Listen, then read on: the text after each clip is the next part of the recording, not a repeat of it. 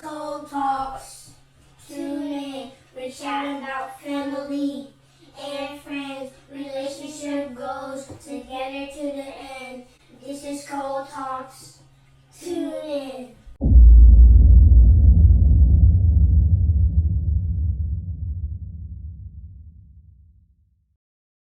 What's going on? This Code Talks, Season 1, Episode 2. I'm D, And I'm Jaleesa. and this episode is about long distance. As everybody should know by now, Bay is a soldier and I am a truck driver. I'm doing it local now, but in the beginning, I was over the road. And she was having her regular dealings of the military now that she's kind of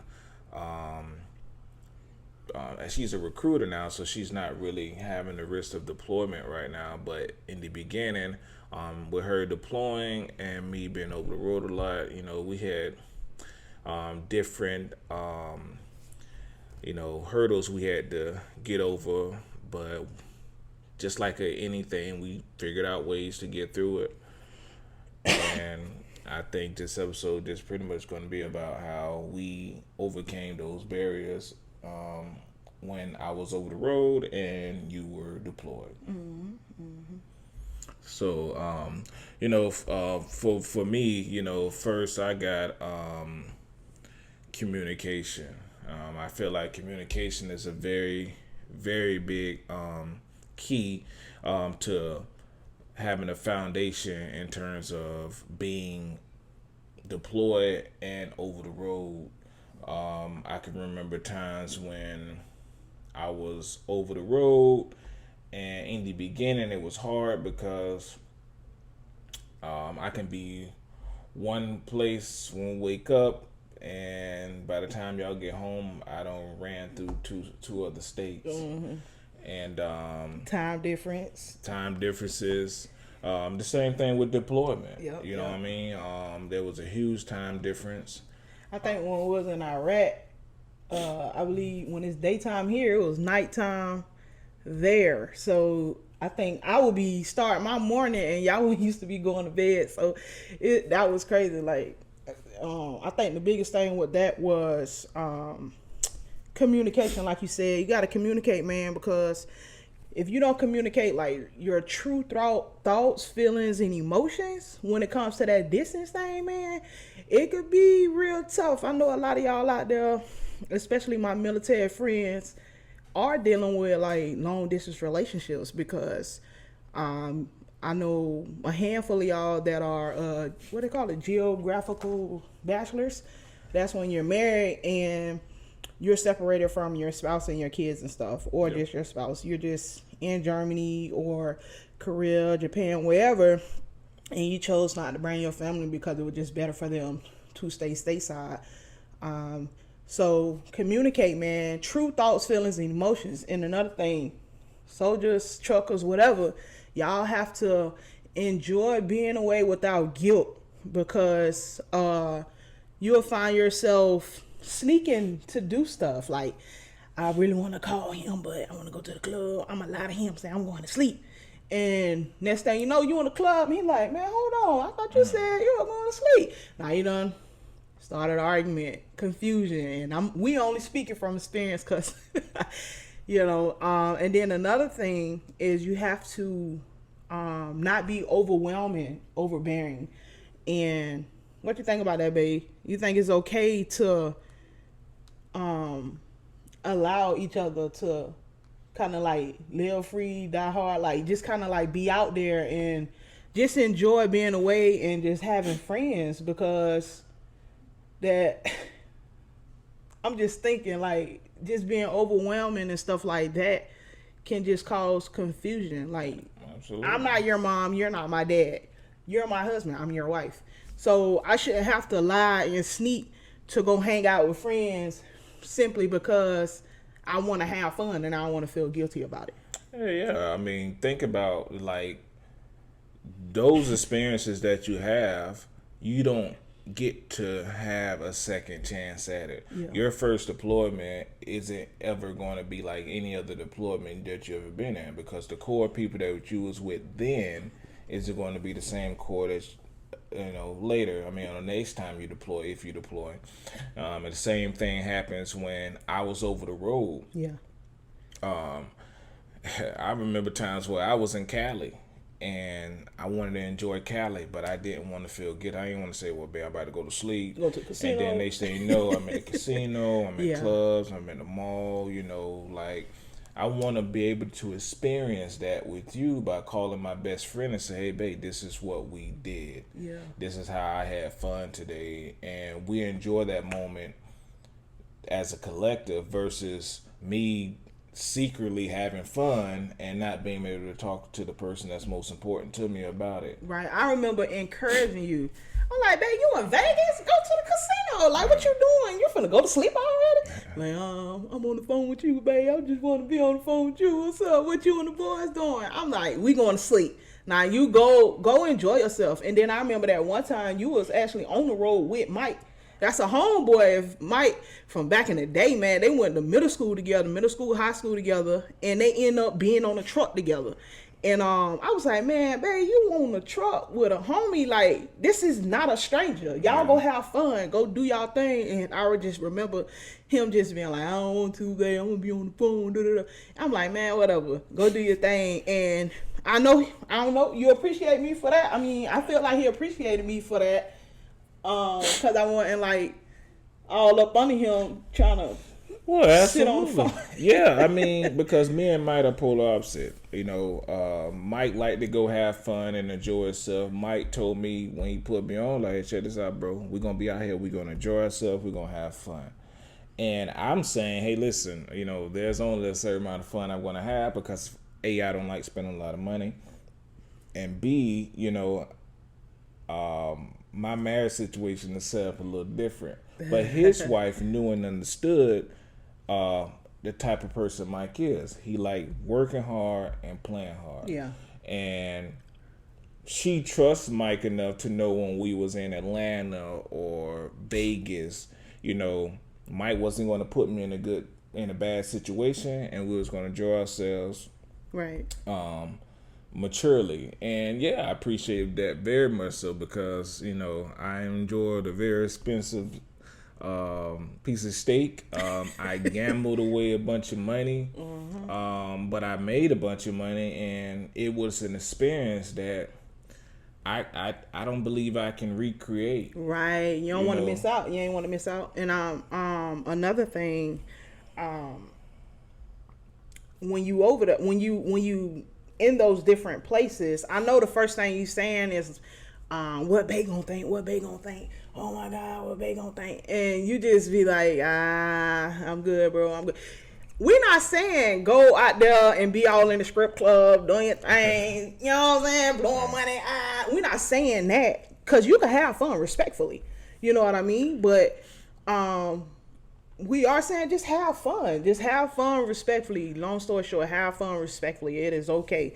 Enjoy that time, because it's work. You have to be away. So enjoy it. Like, don't make it hard. Don't make it it's not homework. You know what I mean? Just make it natural. Let it flow naturally. I remember being in Iraq and low-key jealous. You know what I'm saying? I'm human. I was jealous. I would call home and they had went all the way to Jacksonville, and I hear my nieces and nephews, cousins, sisters, brothers, all in the background, and I'm in Iraq. You know what I mean? I'm like, man, all right, man, I'm about to go to the gym. You know what I'm saying? Because they all having fun doing that thing, but at the end of the day, that's what we signed up for. You know what I mean? I'm in the Army. You know what I mean? And then, that was just something that I had to do, but hey, that deployment money was good, and that separation pay was lovely. So at the end of the day, you gotta think about everything that you're doing it for when you have like a long distance relationship. And I know people always be like, man, you a soldier and he a trucker. I know y'all never see each other. Like, how are y'all doing this?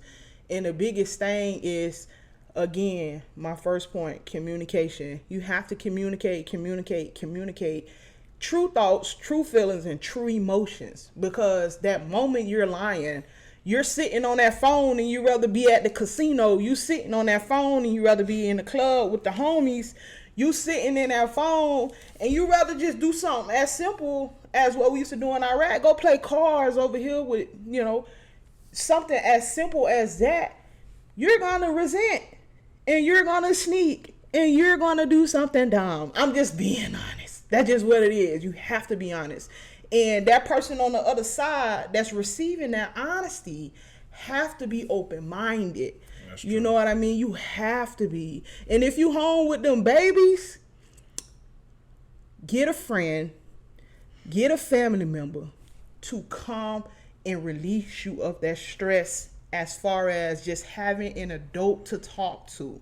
I don't mean release as in, doing a do. I'm saying having a friend to talk to, or just being like, hey friend, can you get the chair for just an hour or two so I can go get my nails done, my feet done, my hair cut without the boys. You know what I mean? Just little things. Go to the gym. I remember me and D had like a weight loss challenge when I was in Iraq. And my sister-in-law, his sister, was at our house when I was in Iraq. And he would leave the boys with her at night, and he would go to the gym. That was his time. Or he'll go sit at the bar and watch a football game and drink instead of sitting at home and drinking, because he had my sister-in-law there. So it's just different things, you know what I mean? And that flows right into my second point. By not trying to make up time by being on the phone or on FaceTime, Zoom together 24/7. That's going to ruin a relationship on the highway, because at the end of the day, you cannot recreate those times. Yeah. You cannot make up time by being available. Mm-hmm. You have to fill that idle time with things that you can enjoy yourself in. With that being said, it's like her in the gym, me traveling with the boys to Florida, me doing different challenges. It was a lot. I got to know her family a lot, because when I went to Florida, I didn't just spend time with my family, I spent time with hers. We also killed Netflix. We was finding different shows to binge watch with together. We'll talk about it. And stuff like that, even outside of her being deployed, with me being over the road a lot, there was shows that we'll watch, and we'll talk about it later on at the end of the night. Yeah. What episode you made it to, babe? Exactly. And also we tried to stand on the phone 24/7. It was frustrating. She'll talk to me city to city, state to state, until one day somebody was honest. Yeah, hey, listen, this is stupid. I don't really want to be on the phone right now. Oh, I don't either. Okay, so why are we on the phone? I love you too. I miss you too. We can get this same stuff accomplished by simply texting. Yeah. You know what I mean? And that's what happened. Being honest, like you said, somebody's being grown up enough and just be honest. Yeah. Because you don't want to be held hostage, just like I said in the last video, in your own relationship by somebody simply just not being honest. Yeah, man. I remember sitting on the phone like that, strike up unnecessary arguments. Yeah. Who is that? What you doing? You ain't hear me? Huh? You know what I'm saying? What's that? Dang, you ain't hear what I just said? You know what I'm saying? Unnecessary arguments. And you don't want to argue on the phone during long distance, because, hey, I'm getting sick of your behind. I'm finna hang up. I'm finna hang this phone up, put that thing on silent, throw that thing on the bed. He gonna be blowing it up. I don't care. He ain't here. You know what I'm saying? If we gonna argue or have a disagreement, we need to do that in each other's face, so that we can get our points across. We could communicate. Yeah. And we can move forward, find a median and move forward. Do not argue over that phone, baby. If you could bite your tongue and not argue, if you got to get off that phone because you feel like this conversation getting a little heated, get off. You know what I mean? Take a walk, go to the gym, come back, and y'all have that conversation. You do not want to argue over the phone, because things can happen, man. And things can be said unnecessarily. Yeah. Yes, yes. I mean, and you just keep going on further and further. I mean, I remember times when I was deployed, when she was deployed, I was on the road. She would see different restaurants. Babe, I think we should check this out once you touch down. Babe, what you think about doing this whenever you get in town? Babe, and there we go, planning. Yep. Hitting that reset button. There you go. You know what I'm saying? Because it's all about us. I don't care how many kids you got, what type of work you do. You know, it's about us at the end of the day, because certain things you just simply can't recreate. No. You know what I mean? Like, I never took stuff so serious to where my family was secondary. I did at first because I just thought that was supposed to do. This is where the money comes from. This is priority, and that's what it was. But at the end of the day, look at me now. I now put somebody in a truck, and now I'm stateside. So at the end of the day, it's like, what if I would have made that priority and not planning for the future, and see here that, you know, my wife and everybody, my family is still here, still standing. Yeah. You know, by me sitting there putting something as a priority. Yeah. You know, but you have to fight through those tough days, because the money is good. There's some good days, but there's some really bad days. You got to be honest with. You know, and I'm glad we dealt with that in somewhat of a mature part of our relationship, because early on, I don't think we could have been able to dealt with it, because we just want each other. Yeah. You know, you've been praying for something or visualizing your idea of a marriage for so long. Yeah. And then one day, here it is. You're going to want it here. But, you know, stuff still got to be paid for. Yeah, you got to pay the bill, Jay. You know what I mean? So, Yeah. so Okay, I like I mean, that, yeah. anything else? I I'm agree. good, Like I'm good. you hit the nail on the head, babe. I Right, mean, bam. and then and then another thing with the long distance that I appreciated. I didn't understand it before, but y'all ever heard that saying, absence make the heart grow fonder? That is a fact. Like, I remember him being away, and I miss him, like missing, oh my God, miss him so much. But when he came home, oh man, you know what I'm saying? When he came home, you hit that reset button, you know what I'm saying? You excited at daddy's home, you know, and I missed them, and we was able to start over, rekindle, go on little quick little dates and stuff, because he'll be home for like a week, 2 weeks, sometimes only a couple of days, and he back on that road. But once he had got into the swing of things, at first, when he first did it, he was gone. I think the longest he was gone on that road was like 2 months, and that was, listen, being an active duty soldier with 2 little boys. I think Marley was just weaning off of his pacifier. And listen, and then both of them got sick at the same time, and I was just a specialist at the time, so I ain't really have no pull. And I had my sergeants working in that SSA, that's like Amazon for the Army. It was cutthroat, and them babies was sick, and I'm like, I gotta go get my children. Then they tried to make me get a family care plan. It was a lot, and it was a whole lot. And thank God for my mama, God rest her soul. My mama never took vacation. That girl got on that flight. She came for a whole 30 days. She was like, listen, I'm here. Y'all, I'll buy my flight there, but y'all got to buy it back because it's an open ticket. I'm here. And listen, mama came and she helped me for a whole month. She helped me wean Marley off that pacifier because he needed to get off of it. And it was crazy. Like, she was there, and that was tough. And that at that moment, that's when I realized, like, hats off to single mothers, man, because that was an eye-opener for me. But when it comes to that truck driving spouse thing, the foundation has to be strong, man, because I could have easily been like, D, you need to get up off that truck. You need to get on back, because before D was a truck driver, he was a stay-at-home dad, and that's another episode right there, baby, because that was a whole nother thing or whatever. But he was, you have to have a strong foundation for that truck driving thing and that military spouse, man, for real. But I was like a single mother for real, and it was an eye-opener for me. My mama came, she helped me, and she put things in perspective. I had created me like a little routine because my mom was single mother of 6 kids plus everybody else she adopted or whatever along the way. But she helped me get a little routine going, and then boom, we was gone and popping, and then it flowed. And Bay came home. He came home for like 2 weeks, and he was gone again. You know, but when he was there, we made the best of it. Him and with the boys too. Yeah, absolutely. And I think also it's about, you know, sometimes people believe if I make it okay for him to be gone, he'll stay gone or she'll stay gone.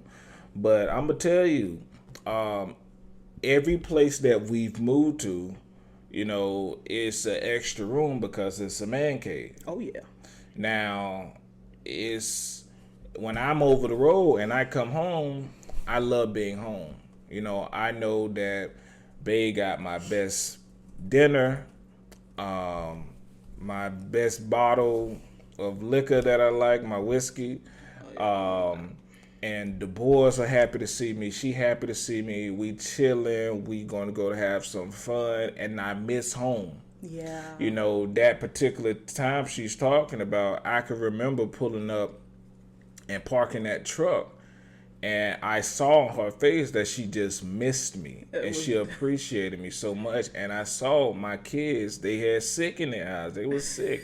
I mean, their nose wasn't started nothing, but they just was just sick. They was happy to see me, but they were just sick. And it killed me.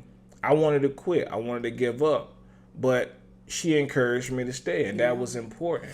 Because it's like I say, once you get over that hurdle, it's big and better things. So that was Texas. When we moved to Tennessee, then I got into a better situation where I was home more often. Yeah, you was only gone for 7 days. 7 days gone, home 3 days, 7, and like it just kept going. I loved it. And that's what it was. You know what I mean? So it's about making a house a home, making your spouse feel appreciated, ready to come home. And also, you know, making your environment, you know, adapting to your environment enough to where you can sustain without your spouse being there, whether that's, you know, sexually getting you some toys or whatever the situation is. Don't be about my business out there. I mean, me too. I mean, but at the end of the day, it's like that's what it's about, because I personally feel like sexually, your spouse should know you better than anybody did. You know what I mean? Another thing, I remember we used to make appointments for, you know, we keeping it real, little video sets. You know what I'm saying? Just, you know, just talking about it. You know, a little phone set, little sexting and stuff like that. Like he said, get you some little toys, man. We grown out here. Get you some toys, and hey, if you feeling it, send a video, send a picture. You know what I'm saying? But your eyes only, for y'all eyes only. You know what I mean? You know, stuff gets stuck in this cloud, man. I don't know. But I mean, we can just go on and on about stuff like this, you know, because, you know, that was the core of our relationship. Yeah. You know what I mean? That's the absolute core of our relationship, and we made it work. You know, it may be unconventional for some, but if you really want this thing to work and you want to be successful, have a successful marriage, bring home the bag successfully, and be parents successfully, you know, get out of each other's way, find a way to make it work, and hey, keep that thing pushing. Yep. Anything else? That's it, man. Nah, that's it. I mean, long distance, it sucks, but hey, you can make it work. If you want to make it work, you can make it work. Make sure that foundation's strong. Communicate. Don't be overwhelming. Don't be overbearing. Do not feel guilty about enjoying your time away from your spouse, your boyfriend, your girlfriend, your kids. Don't feel guilty about it. Make the most out of the situation and enjoy life. And don't forget to live, learn, love, and laugh. Absolutely. For real, man. Absolutely. This is Cold Talks. My name is Jaleesa. I'm D. I hope y'all enjoyed the show. Absolutely. Salute. Yes, sir. Don't forget to like and subscribe. And hit that little bell.